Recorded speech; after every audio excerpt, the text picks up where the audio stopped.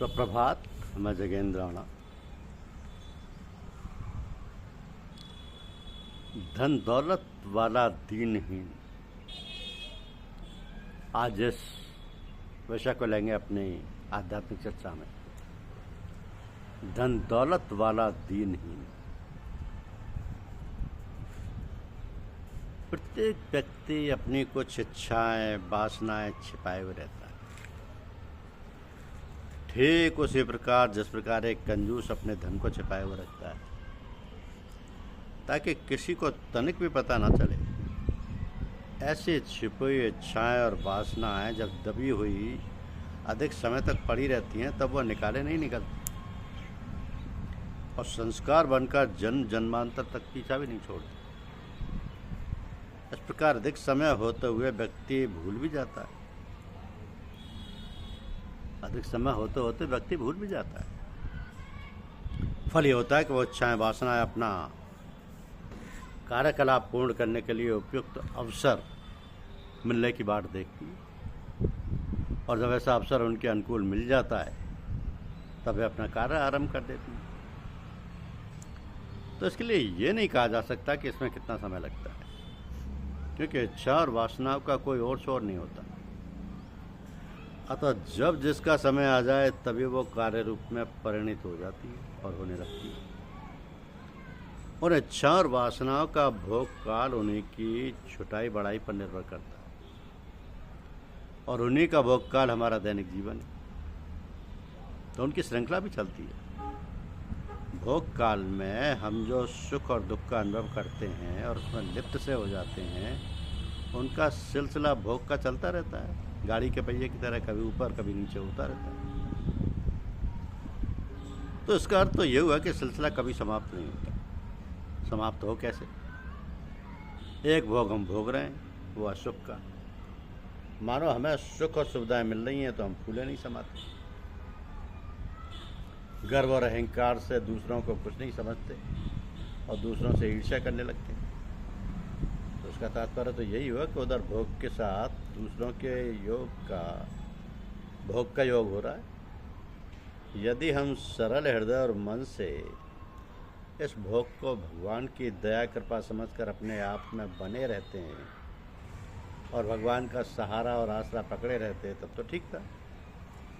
तो इसी प्रकार जब दुख का भोग होता है तब भी हम भगवान को बुरा भला कहते हैं और जो हमसे सुखी अच्छी दशा में रहते हैं उनसे ईर्ष्या करते हैं।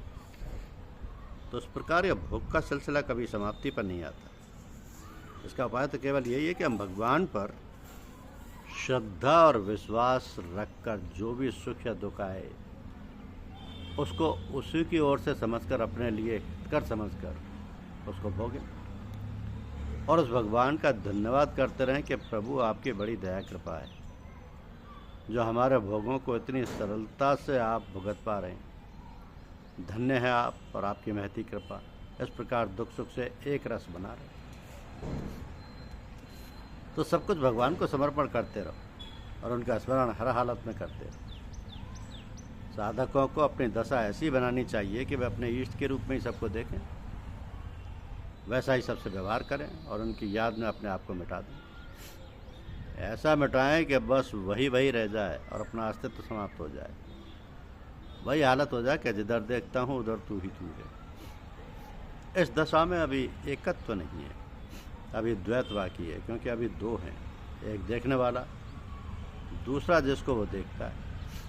तो जब द्वैत समाप्त होगा तब फिर क्या रह जाएगा? फिर तो उसके इष्ट की सारी दशाएं अपने आप साधक में आ जाएंगी। सारा कार्यकलाप उसकी मर्जी के अनुसार अपने आप होने लगेगा। वहाँ पर दुविधा नहीं रही। तब फिर हम करता धरता कुछ नहीं रहेंगे, एक यंत्र की भांति कार्य करते रहेंगे और हमारे भोग सब समाप्त हो जाएंगे। जब भोग समाप्त हो जाएंगे तब जीवन भी समाप्त हो जाएगा। तो जीवन मुक्त जो हो जाते हैं उनके सारे भोग और संस्कार जलकर भस्म हो जाते हैं। केवल जो भोगे जा रहे होते हैं उनके कारण जीवन चलता रहता है। तो जब तक वो समाप्त नहीं हो जाते, जैसे कुम्हार का चाक घुमाते घुमाते जब वह घूमना बंद कर देता है, तब जब तक इसमें अंतिम घूमने का प्रभाव रहता है तब तक अपने आप घूमता रहता है। यही है उनकी कृपा। तो प्रभु जी तो दीनबंधु कहलाते हैं, दीनबंधु। तो हमें भी प्रभु ऐसी शक्ति, सामर्थ्य, साहस दें जिससे कि हम दीन बन सकें और सबके बंधु कहलाएं। इस प्रकार के विचार और लोगों के मन में भी उठते होंगे, तो फिर यह जानना समझना चाहिए कि हम किसको कहते हैं कि अमुक व्यक्ति बड़ा दीन है, दुखी है, न पेट भरने को अन्न है और न तन ढकने को वस्त्र है और न रहने को ठौर ठिकाना है। अब इसका अर्थ तो यही हुआ कि जो इस प्रकार के लोग हैं जो भूखे नंगे रहते हैं और रहने सहने का ठिकाना नहीं है, भगवान उन्हीं का है। जो और लोग हैं उन्हें सारी भोजन वस्त्र आदि की सुविधाएं, उनका भगवान नहीं है, जबकि भगवान ने ही सबको पैदा किया है और सभी का वह परम पिता है। तो ऐसा फिर क्यों कहा जाता है? बात ऐसी नहीं है, ये तो विचारने की बात है। कितना भी धनी मानी क्यों ना हो और सब प्रकार के सुख साधनों से संपन्न क्यों ना हो, वो भी दीन हो सकता है, दुखी हो सकता है। और कोई कितना कंगाल हो, भोजन वस्त्र आदि का जिसे अभाव हो, वह संपन्न और धनीवानी लोगों की तरह सुखी रह सकता है। तो जो व्यक्ति सांसारिक मोह माया में फंसा है और जिसकी चाह नहीं समाप्त हुई है, उसे कितना ही मिले और कितना ही उसके पास हो, किंतु वो उसी चक्र में रहता है कि और मिले और मिले। बस इसी लालसा में वो बिल्कुल लिपटा रहता है और इसी कारण अपने को दीनहीन, दुखी समझकर चिंताग्रस्त रहता है। सो धन दौलत माल खजाने वाला भी दीनहीन है और इन सबसे रहित होकर भी मनुष्य सुखी हो सकता है। अब ये केवल विचार और समझबूझ की बात है। जो भगवान की ओर दृष्टि लगाए हैं, सब कुछ होते हुए भी भगवान के सम्मुख अपने को दीन समझने लगते हैं, सब कुछ सर्वस्व भगवान को समर्पण किए हुए हैं और जो कुछ भी उनके पास है